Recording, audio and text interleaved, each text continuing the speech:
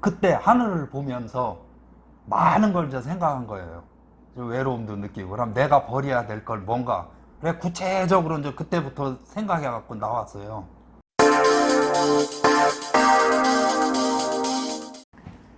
오늘은 좀 선선하네요. 오전까지 제가 풀을 뽑다가 점심밥을 먹고 그리고 2시차를 타고 올라왔습니다. 근데 마드를 제가 지금 들어온 지가 한 1년 한 6개월 정도 되는 걸로 알거든요. 근데 이러한 단체를 제가 사는 세종시에서 해보려고 한 20년 전부터 해봤었는데 여러 가지 부딪혀 갖고 못 해봤어요. 근데 이 서울에 와서 이거를 어떻게 박민숙 선생님도 알게 되고 해서 하면서 아, 이런 단체가 있었구나 하는 걸 봤어요.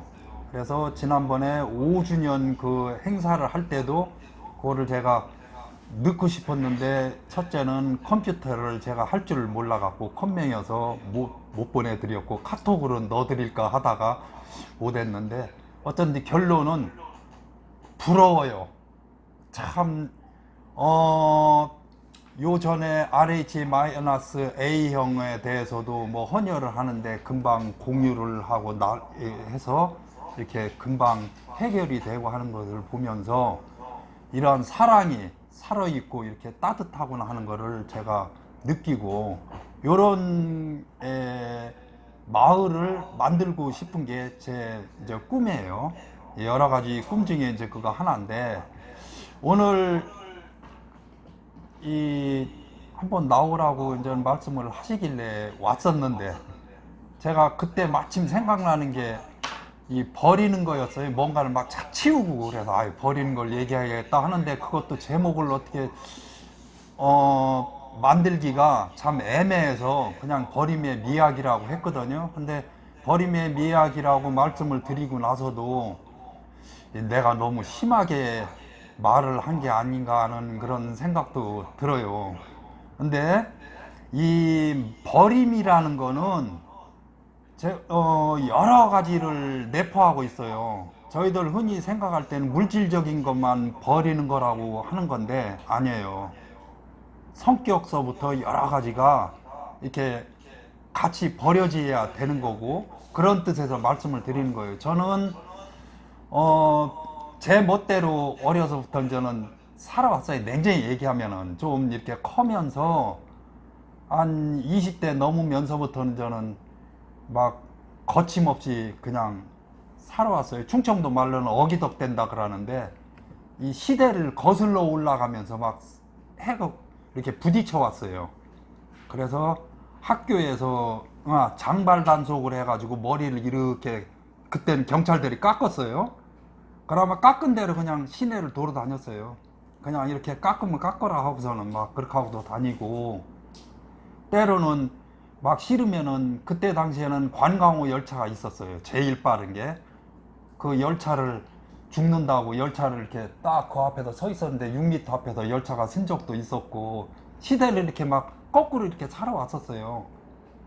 그리고 애끼는 성격이 아니고 무조건 이렇게 막 해펐어요. 막 잘 쓰고 그렇게 하고 막 아무나 퍼주고 막 그랬었는데 그러면서 고집스러웠어요. 제가 상당히. 그러다 보니까 어려운 게 있는데 제가 이제는 말씀드린 것 중에 하나가 이제는 아까 성격이니 그런 것도 버려야 된다 그랬잖아요. 이제 그 말씀 우선 거기서부터 얘기를 좀 풀어나갈게요. 어, 상당히 제가 이 경제관념이 없어가지고 벌리는 대로 이렇게 다 쓰고 이제 막 이렇게 퍼주고 항상 그랬어요. 그러니까 이웃들한테는 사람 화통하고 뭐 이제 좋은 말 많잖아요. 그런 얘기를 들으면서 이렇게 잘 이제 지내왔는데 결혼을 하고 나서 이게 이제 문제가 됐어요. 근데 이제 결혼할 무렵에 제가 조금 이렇게 짜다는 얘기를 좀 들었어요. 왜냐면 봉급 타면은 한 이틀이면 다 없어졌어요. 그렇게 하고 저는 그 뒤로는 그 다음 봉급 날까지 외상으로 이렇게 계속 이제 살아오고 그러고 또 봉급 타면 탁탁 갚고 이제 그렇게 하고 살아왔는데 어 가진 게 없으면은 장가를 못 든다고 그래가지고 봉급의 70%를 제가 막 이렇게 저금을 해가지고 이제 목돈을 마련한 적이 있었어요. 그렇게 하고 이제 결혼을 했습니다. 이제 결혼하고 나서 긴장이 풀리니까 그게 뭐 이제 보이는 거 없잖아요. 눈치 볼 것도 없고. 그래 이제 제 멋대로 이렇게 또 살아왔어요. 살아왔는데 문제가 이제 나중에 생겼어요. 이제 그렇게 돼가지고 그렇게 하고서는 직장에서도 눈치 보기 싫고 뭐 하고 그래서 에이 뭐 돈도 벌어놨겠다 그냥 나는 떠난다 하고서는 미련 없이 결혼도 했고 하니까 이제 아쉬운 게 없잖아요. 어디 걸리는 게 눈치 볼 것도 없고. 그래서 직장을 그만두고 결혼 3개월 만에 직장 그만두고 그렇게 하고 이제 내려갔어요. 근데 그 전에 결혼하기 전에 제가 선을 볼 때마다 사람들한테 꼭꼭 이 얘기를 했어요. 저는 술을 좋아합니다. 애주갑니다. 두 번째, 저는 직장을 곧 그만둘 겁니다. 그런데 미래는 이러이러한 꿈을 갖고 있습니다. 청사진을 다 보여줬어요. 근데 딱 두 분이 오케이 하고 나머지는 다 저를 이렇게 저는 자르더라고요. 근데 그분들도 설마 했겠지요. 근데 그 중에 이제 한 분하고 결혼을 했는데 정말 이제 3개월 만에 그만뒀어요. 그만두고서는 시골에 내려갔는데 그때가 이제 농민회가 생길 때예요. 그러니까 도회지에서 가니까 이제 또 젊은 사람 오니까 이제 농민회 하라 그래갖고 거기 끼다 보니까 이제 날마다 그때 뭐 6월 항쟁이니 뭐니 막 그런 거 있었잖아요. 그때 무렵이니까 막 이제 데모 한참 하러 다니고 뭐 하고 그렇게 하고 돈은 다 없어지고 그러니까 저는 부인이 저를 이제 먹여 살렸어요. 제가 처자식을 먹여 살린 게 아니라 저는 부인이 남편 자식을 먹여 살리고 그러다가 이제 어느 날 도무지 제가 이 제대로 될 싹이 안 보였나 자르더라고요.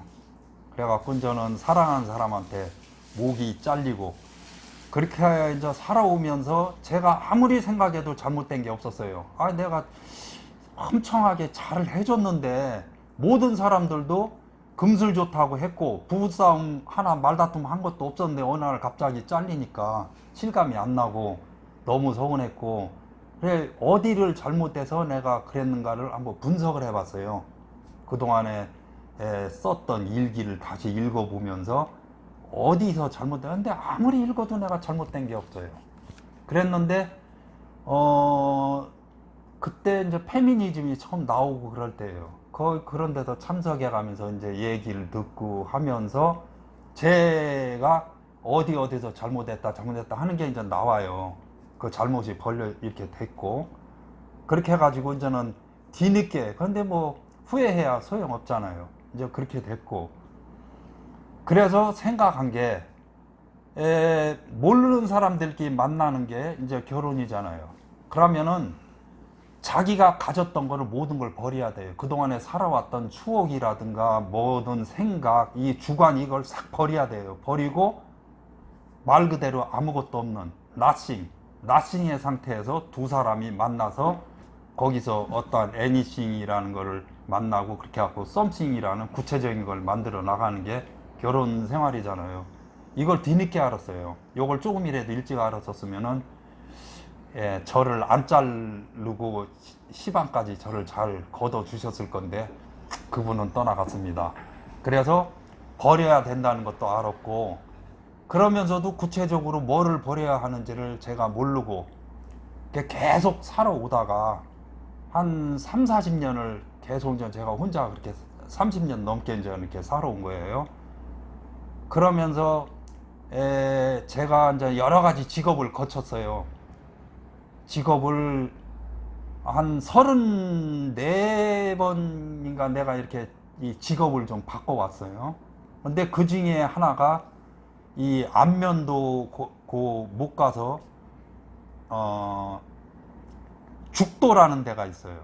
거기서 제가 저는 이 우럭을 한 3년간 또 가두리를 한 적도 있었고 근데 바다 위에서 혼자 그런데도 뭐 거기서는 외로움을 별로 못 느꼈는데 강원도에서 무릎과 눈이 오면 무릎까지 이렇게 빠지는 거기서 횡성군 둔내면에서 또 2년간 근 3년째 접어들을 때 내려왔죠. 거기서 또 버섯 농사도 지면서 제가 거기서 또 외로움을 느꼈어요.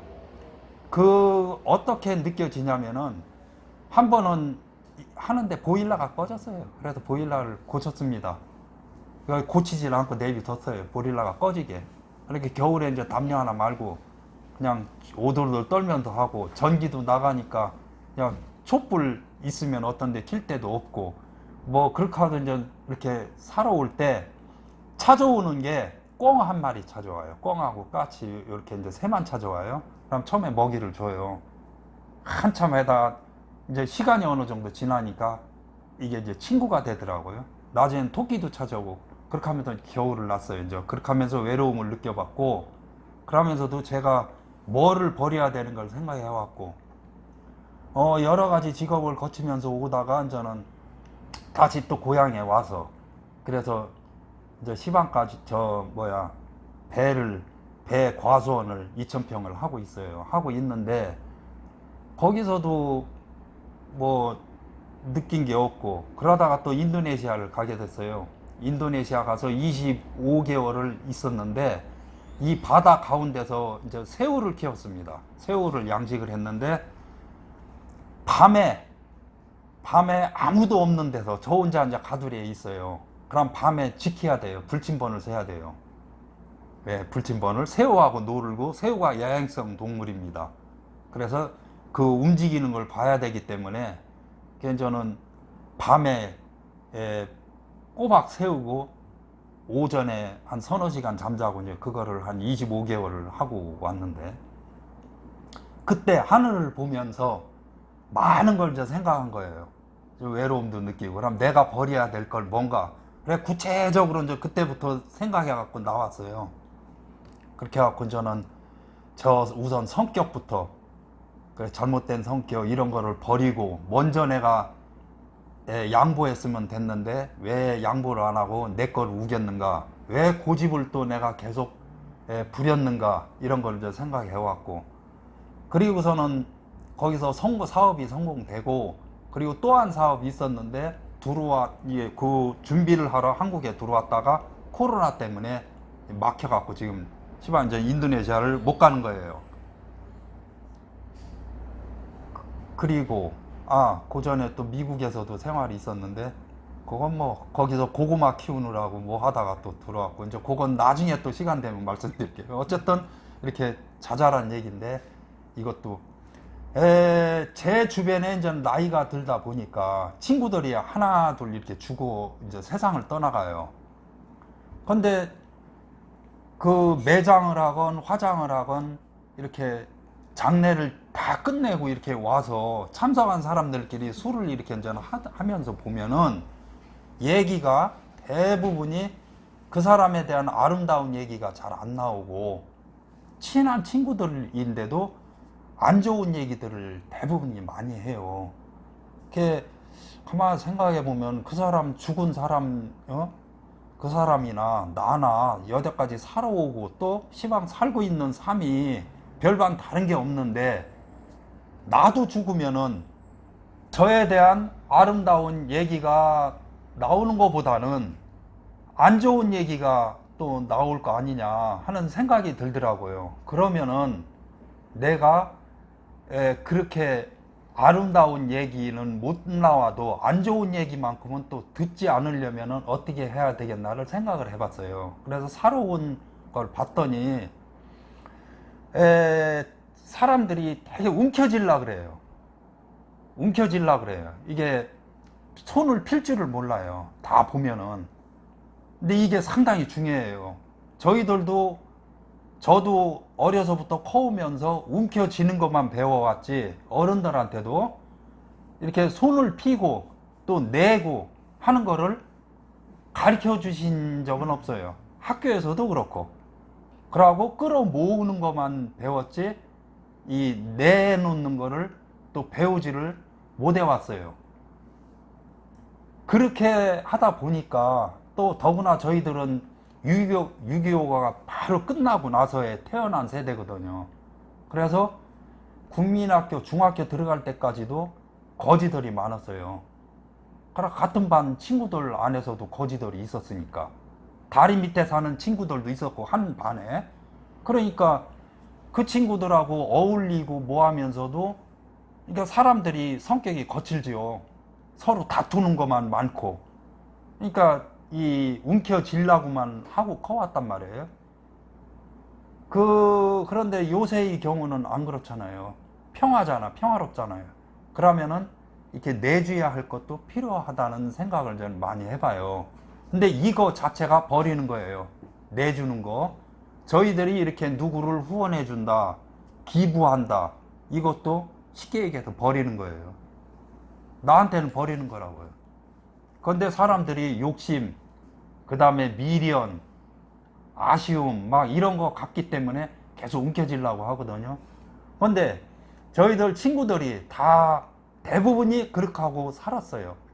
그러다 보니까 죽으면서 안 좋고 살으면서도 친구들끼리 찡그리고 그런 게 많더라고요.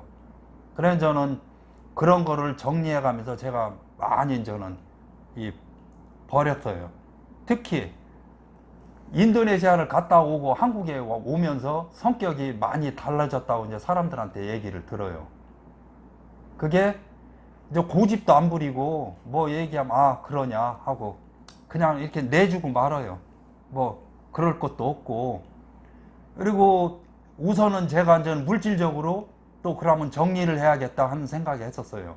그래 와서 우선 맨 처음에 이제 버림의 일종으로 이제 정리하는 것 중에 하나가 뭐였냐면은 빚을 정리해야 됐어요. 근데 빚이라고 해야 저는 외상 술값밖에 없었어요. 그래서 그거 이제 다 갚고 그 다음에 제가 받을 빚이 한 5억 정도 있었는데 여러 사람들 있었지요. 그래 다 불렀어요. 한 사람 한 사람.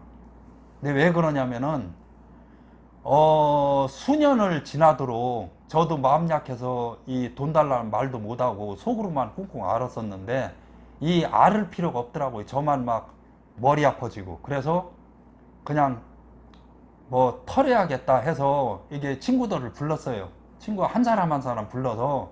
근데 어쩌다 보면 애들이 눈치 보고 쭈뼛쭈뼛 하고 그러더라고요.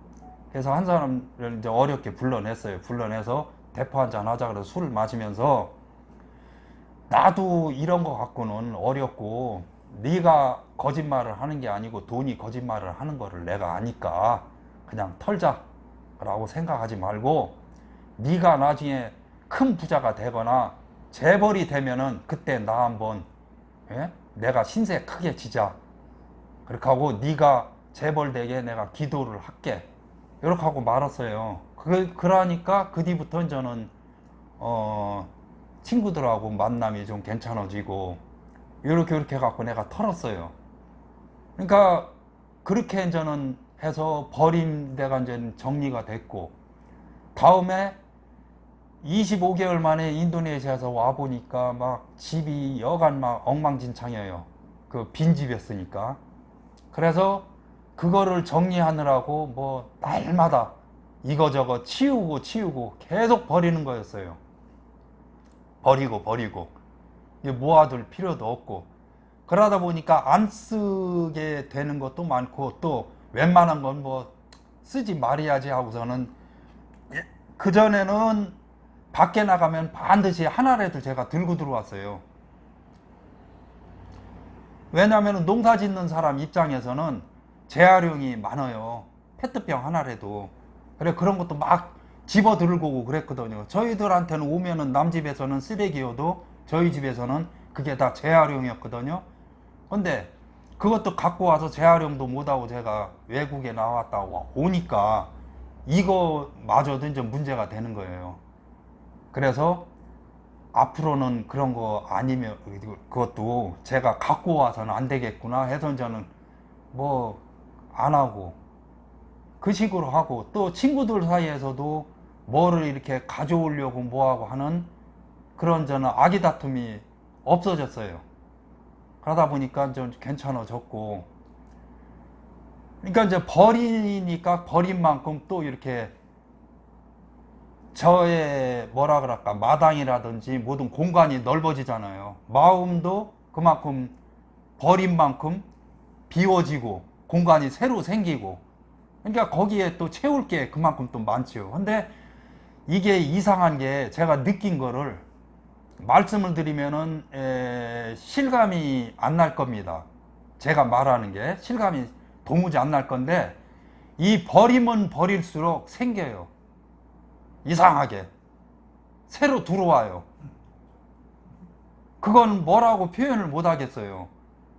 어떠한 제가 갖고 있는, 저도 그냥 농기구 같은 거, 트랙터니 경운기 같은 거 관리기 다 있었는데 자연적으로 그냥 농사 짓는다 해서 그걸 다 이렇게 줘버렸어요. 그거 없이. 근데 그거 말고 뭐 다른 자잘한 기구들이 또 들어와요. 제가 그 뭐 달라고 하지도 않았는데 그냥 이렇게 들어오고 하는 식으로 뭐 그렇게 돼요. 그래서 저는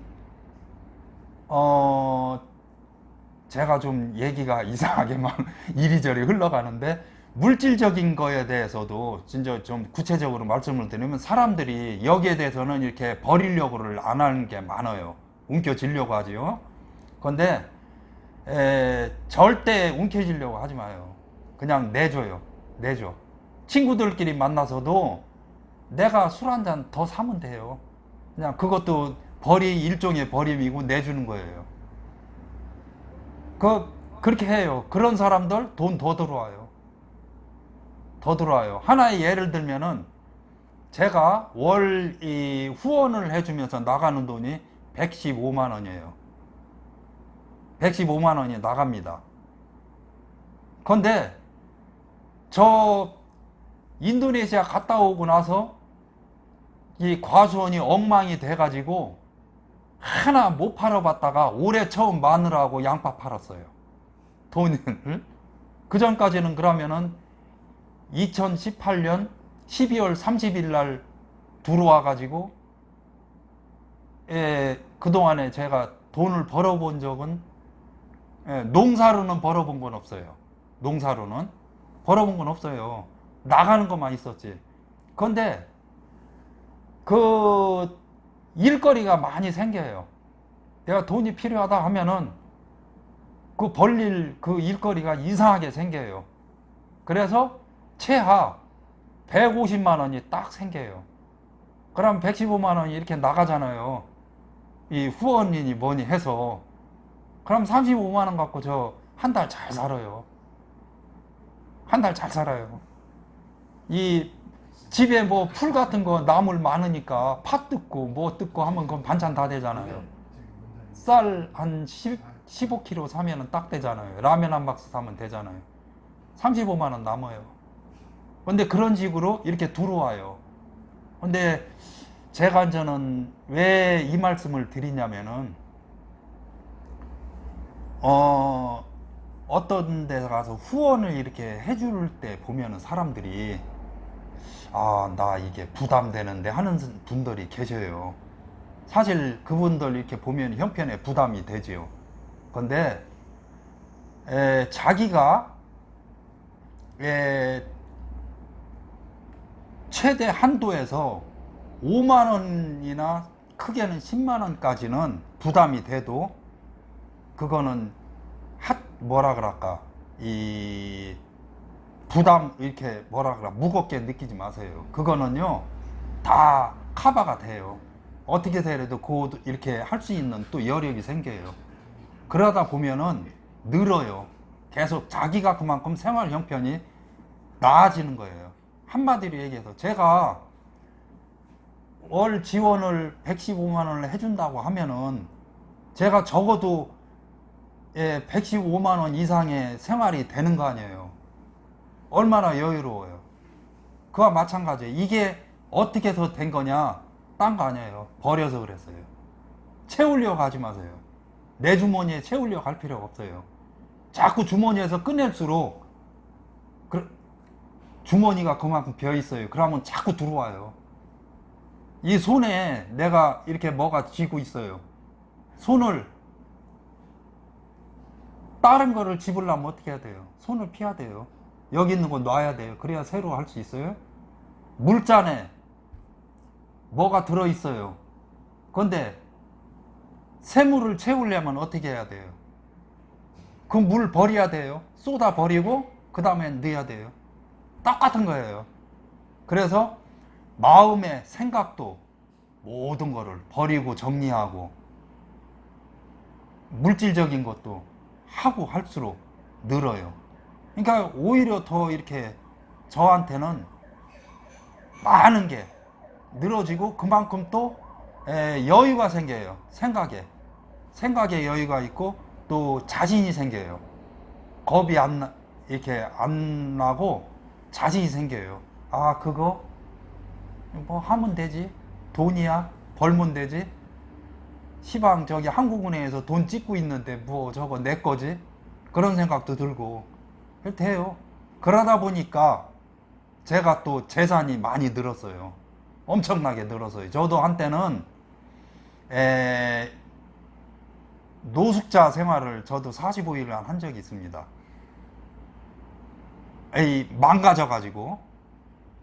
망가져가지고 내 친구 이렇게 대줬는데 걔가 사업 실패하고 저도 또 뭐 꼬인 게 있었고 뭐 해갖고 완전 거덜난 적이 있었어요. 그때가 99년도예요. 그래서 저 했었어요. 서울 올라와서 노숙자 했어요. 지하도에서 해봤고 그렇게 밑바닥도 했다가 또 올라오고 그랬어요. 시방 제 재산 100억 넘습니다. 100억. 넘어요. 그래서 그걸 보고 이게 제가 그만큼 버리니까 그만큼 오는 거예요. 쉽게 얘기해서 하나를 버리잖아요. 하나를 버리면은 하나가 오는 게 아닙니다. 꼭 거기에 딸린 직구 해갖고 이렇게 붙어서 와요. 많게는 5, 6이 붙어서 와요. 그러니까 뭐 버리는 걸 어렵게 생각하지 마세요. 그리고 성격 같은 것도 그래요. 친구끼리 뭐 있는데 고집 부릴 수도 있습니다. 근데 제가 생각하는데 자기의 주장을 강력히 주장할 수는 있어도 자기의 의견을 강요는 해서는 안 돼요.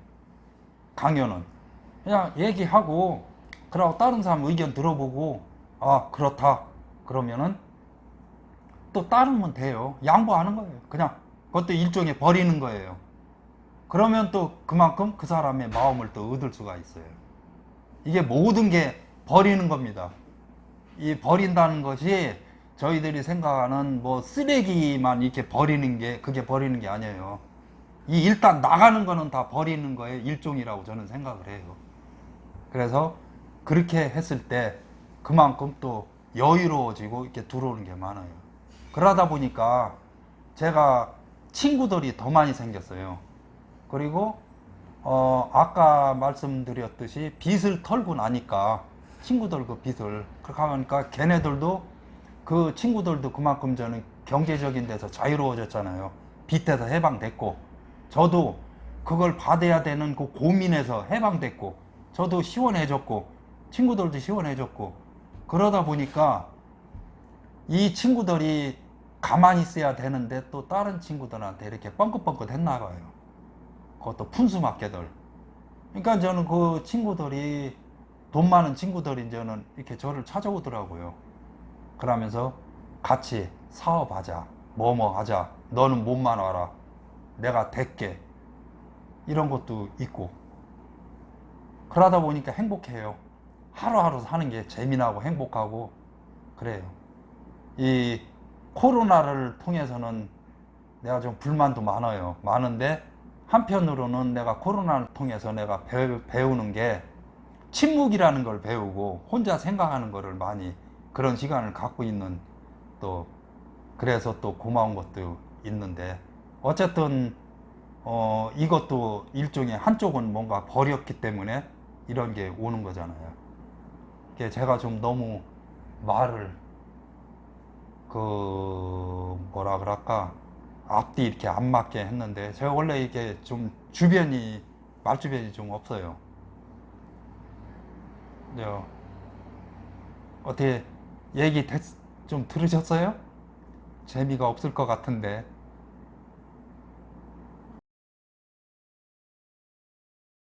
거기는 저 오래 있지는 않았어요. 미국에 저는 캘리포니아에서 조금 밑으로 내려가는데 산타페라고. 예. 근데 저는 처음에는 그 제 친구가 저를 부를 때 예, 배 농사를 짓자고 해서 불렀어요. 근데 전 세계를 미국을 가서도 느꼈는데 딸을 그 후로 저는 외국을 나가면서 보면은 과일 중에 제일 비싼 게 배입니다. 배가 제일 비싸고 그건 인도네시아도 마찬가지고 일본도 마찬가지고 중국도 한국도 그래요. 이게 단위적으로 보면은 그 다음에 채소 중에 제일 비싼 건 고구마예요. 그런데 한국은 고구마에 대한 이 가격 기준이 이 어른 주먹을 기준으로 딱 둬요. 그래갖고 이 흉년일 때는 주먹보다 조금 큰 거를 최고값으로 쳐주고 풍년일 때는 주먹보다 약간 작은 거를 이 최고값으로 쳐줘요. 이 한국은 일본도 마찬가지로 왜냐하면 요리법이 한국은 주로 쪄서 먹기 때문에 저는 그걸 기준으로 두는데 미국은 안 그래요. 이 커다라 할수록 그냥 거기는 무게로 잘라서 무게로 해주기 때문에 예, 팔기 때문에 저는 엉망으로 농사 기술 크게 없어도 거기는 됩니다. 그래서 이제 제 친구가 부른 거예요. 그래 갔어요. 제가 한국에서 배 농사 짓고 고구마 농사를 졌어요. 배나무 밑에 고구마 하고 그래갖고 벌고 그랬어요. 그래서 한국에서는 얼마를 제가 벌었냐면 2,000평에서 평균 연간 4만 원에서 크게는 8만 원까지 제가 이렇게 벌었어요. 평당. 그럼 얼마예요? 1년 수익.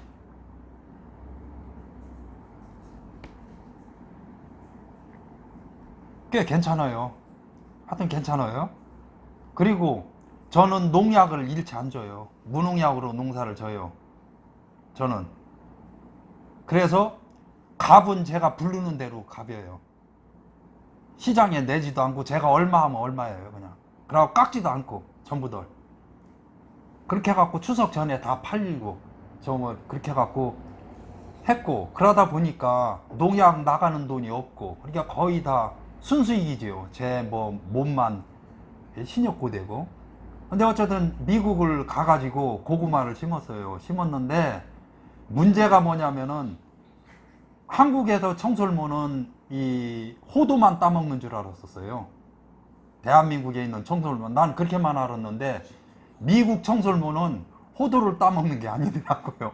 엄청 커요. 또 청설모가 큰데 그 청설모가 고구마 먹기 시작하는데 고구마가 이 심어가지고 싹이 나면 거기 줄기서부터 싹 훑어요. 걔네들이 그냥 아예 그냥 뭐 처음부터 실패해요. 그래가지고 이제 계속 했는데 그거를 잡는 방법이 있어요. 못 오게 하는 방법이. 청설모가 못 건들게 하는 방법이. 이제 한국에서도 고라니 피해를 안 보려면은 어떻게 하냐면 되냐면은 이거 알고 있는 사람들이 좀 드물을 건데 이 목초액을 뿌리면은 꼭 거기서 나무 타는 냄새가 나요. 목초액을 뿌리면은. 그러면 이 짐승들이 멧돼지도 안 들어와요. 건들지를 않아요. 멧돼지도. 제 생각에는 아마 이게 나무가 타니까, 나무 타는 냄새가 나니까 아마 산불 난 줄 알고 그런 생각을 해서 얘네들이, 이 동물들이 이렇게 안 오는 거 아닌가 하는 생각도 하는데, 어쨌든 그런 게 있어가지고, 그거 해가지고 고구마를 했다가, 근데 거기서 이제는 사람들 때문에, 거기 멕시코인들, 그렇게 두고 썼는데, 그 친구하고 이제 하다가 저는 이제는 비자 때문에 한국에 오게 되고 그리고 이제 친구가 그 이제 계속 이렇게 하게 됐어요. 그래 한 번은 걷었다는데 그 다음에는 그래갖고 재미를 봤는데 또 농사를 뭐 좀 못 졌는가 보더라고. 그렇게 됐고. 근데 그 캘리포니아가 보니까 한국보다 농사 짓는 여건은 여러 가지가 좋아요. 흙이 우선 좋아요. 흙이 아주 좋아요. 그래서 내가 여건을 거기다 없애버리고 거기서 불법 체류를 해서 그냥 죽을 때까지 있을까 하는 그런 생각도 했었어요. 그게 2012년도 얘기입니다. 이제 그러다가 왔는데, 그리고서는 여태까지 못 갔거든요. 이제 그게 조금 후회가 좀 돼요. 괜히 왔다 하는. 근데 한 번은 또 한 번 가볼 거예요. 가서 거기서 농사를 한번 저는 해보려고 해요. 그게 맹그로브 풀은 뭐냐면 인도네시아의 그 말하자면 보호수예요. 그게. 근데 저는 그 이제 인도네시아에서 새우 양식을 어떻게 하냐면 한국에서도 마찬가지로 바닷물을 육지로 끌어들여 와서 육지에서 이제 풀장을 만들어 가지고 거기서 양식을 하거든요. 바닷물을 끌어와서. 근데 저는 그렇게를 안 하고, 예, 바다 가운데서 가두리를 해가지고 거기서 키웠어요. 그래서 전 세계 최초로 제가 성공을 했어요.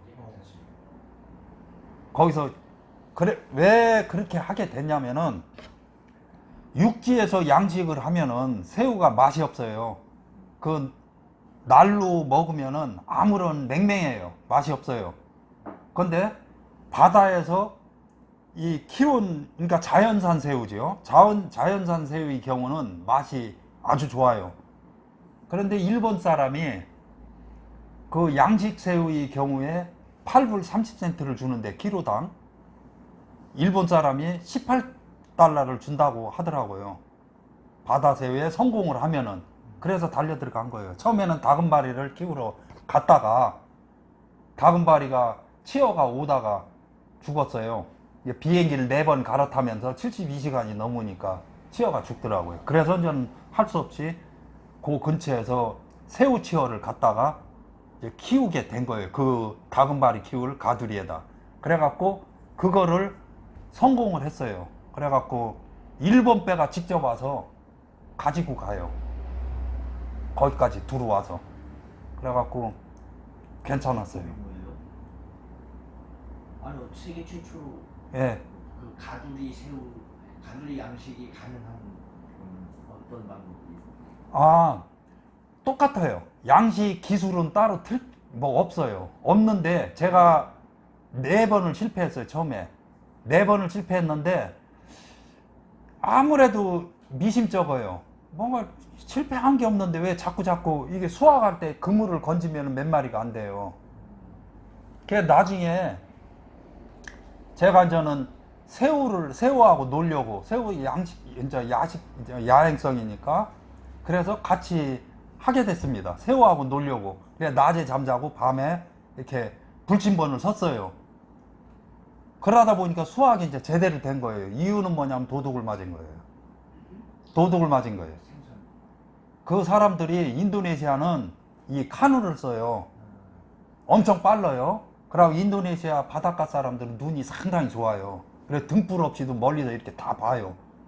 그리고 몸이 왜소해요. 작아가지고 가두리에 이렇게 올라오면은 물이 출렁거리질 않아요. 올라온 줄을 몰라요. 그렇게 하고서는 또 하나, 그 사람들이 한국에서는 훔칠 때는 한국 사람들은 어떻게 도둑질을 하냐면 안면도에서 그렇게 하는 사람을 내가 잡은 적이 있는데 이 잠수를 해서 들어와요. 그래갖고 그물을 이렇게 끌어요.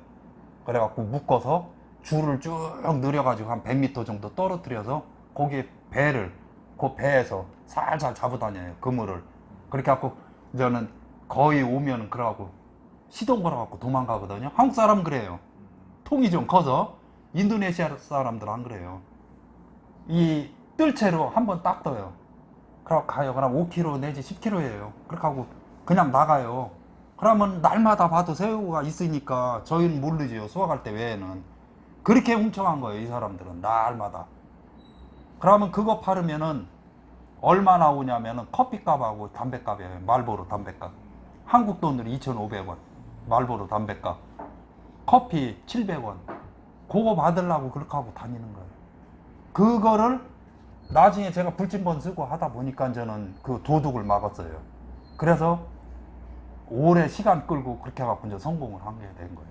근데 큰 기술은 뭐 없어요. 그게 육지에 있는 사람들의 경우는 기술이 필요해요. 왜냐하면 병이 오니까. 근데 바다에서는 병이 안 와요. 바다에서는 절대 병이 안 와요. 새우에 그 항생제 엄청 넣는다고 들었거든요. 육지에서 하는 거. 육지에서는 항생제 넣지요. 네. 근데 바다에서는 항생제 넣을 필요가 없어요. 항생제 넣어도 새우가 먹지를 못해요. 그물 밖으로 다 새나가니까. 보셔요. 그 시방은 내가 좀 정리 중이니까 아직은 막 보물상처럼 막 지저분할 거예요. 그러고 밭에 풀이 엄청 커요. 그래갖고 그거 좀 뽑고 뭐 하면은 한 9월, 10월? 에 오세요. 그때 소 잡읍시다. 예? 오셔갖고 소 잡아요, 한번. 농사가 최고 재밌죠. 시방 과일 키우는 게 그냥 좋아요. 그거보다 더 좋은 거는 이 바다에서 그 가두리 한 게 최고였고, 그거는 다시 하고 싶은 뭐 그런 건데, 다만 한 가지 걸리는 게 이제 혼자 있다는 거, 요거 하나지. 괜찮아요. 재미는 있어요. 근데 뭐든 어떤 게 최고 재미있느니 뭐니 보다도 모든 게 재밌었어요. 저는 하나하나가 다 재밌었어요. 이 고역이라고 생각한 적은 없어요. 밑바닥 생활을 했을 때도 그랬고, 뭐 날품 팔고 말 그대로 노가다라 그러죠. 공사판 그런 일을 해서도 저는 즐겁게 살았어요. 막걸리 한 잔 먹고 노래 부르면은 딱 그냥 뭐 행복했으니까. 예, 뭐 그렇게 살아왔어요.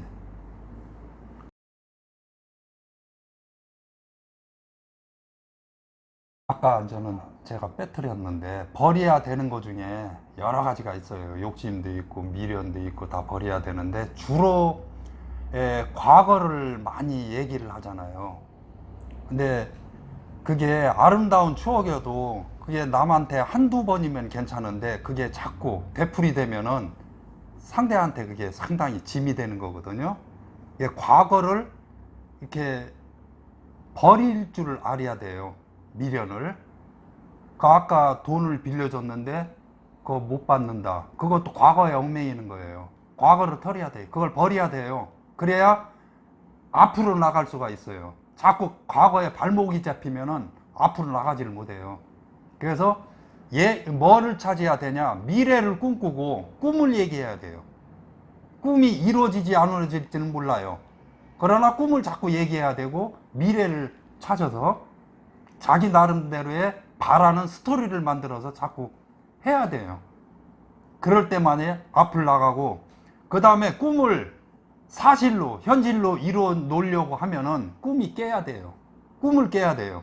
꿈속에서 계속 꿈을 꾸면은 그건 꿈으로 끝나지 현실로 이루어지질 않아요. 현실로 만들기 위해서는 또 꿈을 깨야 됩니다. 그래야 되고, 그 돈은 500만 원을 빌려줬는데 이거 언제 받나? 그거 털어요. 왜 털으냐? 이제는 경험을 말씀드릴게요.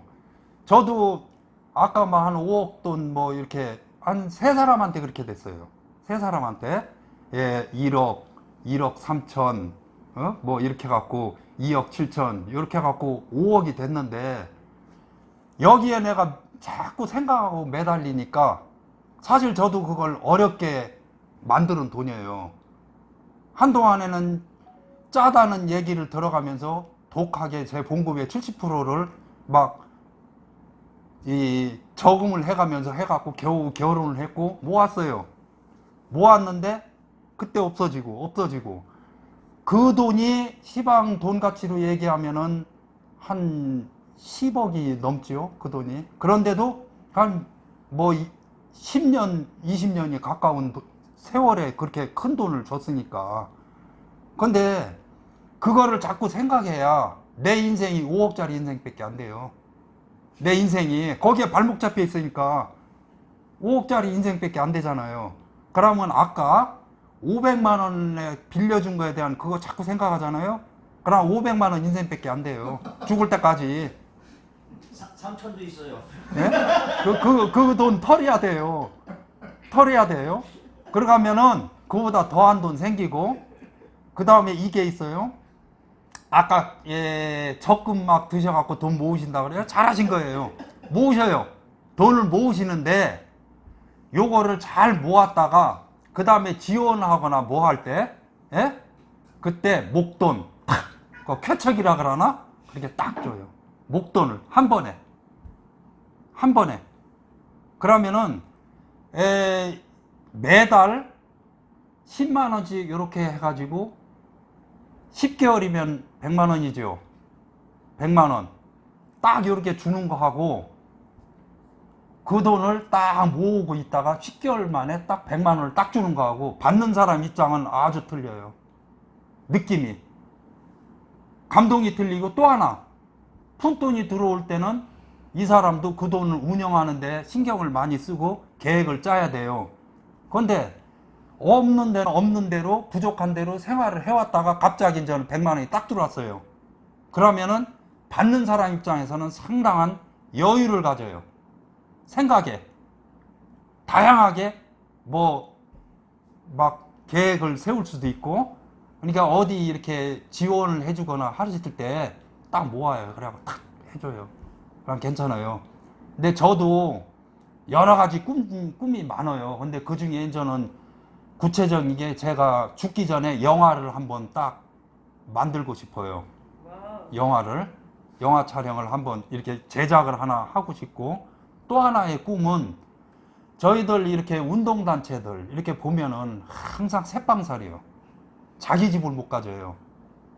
그래서 제가 건물을 하나 져가지고 마음동에 지어야 되는데. 건물을 져서 이렇게 다 들어와라. 예? 들어와서 이렇게 뭐 월세 얼마 내네 뭐네 이거 없이 그냥 이렇게 좀 하게 그거를 만들고 싶어요. 그래서 제가 지금 지어야 됩니다. 예, 망호동 좋습니다.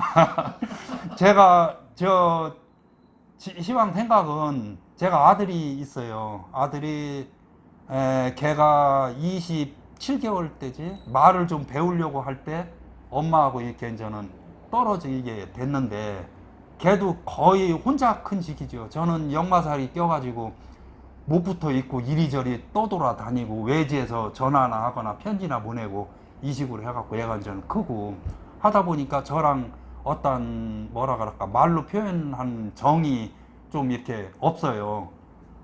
그런 것도 있겠지만은 제가 생각하면서 그러다 보니까 이제 걔가 나름대로의 자기 생활력이 있어요. 혼자 자립할 수 있는 능력이 갖추고 있더라고요. 그래서 저는 생각이 제 친구 아버님한테 배운 건데 그분이 자식들을 학교를 마치고 결혼까지 시켜준 걸로 끝이에요. 그러면 나머지 사는 거는 자기 복이다. 그러고서는 전 재산을 자녀들 이렇게 살아있을 때, 그분 살아 계실 때, 한 단체에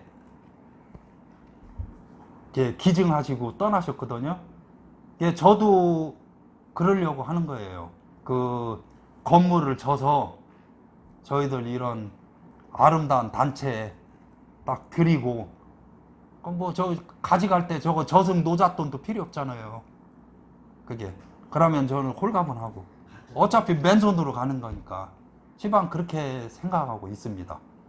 있고 또 하나 더 덧붙이자고 하면은 저는 요양 가는 게 아주 싫어요. 물론 치매는 하느님이 준 선물로 알아요. 자꾸 막 과거에 대한 거 막 쓸데없는 거 생각하니까 하느님이 너 떠날 때 잊어버리고 가라 해서 치매라는 걸 이렇게 선물로 주신 걸로 알거든요. 그럼 그렇게 받고 거기에 오는 증상이 온다 하면은 제가 알기에 알래스카 쪽에 썰매가 있는 걸로 알아요. 그래 그거 타다가 뭐 곰한테 걸리거나 늑대한테 걸려갖고 딱 죽는 게 딱 끝이지요. 뭐. 그럼 가뿐하잖아요. 흔적 없이. 그렇게 하고 싶어요. 그게 여러 가지 소망 중에 또 하나고. 꿈은 아직도 많습니다. 그래 꿈을 먹고 살아요. 이제 얘기 나중에 또 만나서 얘기해.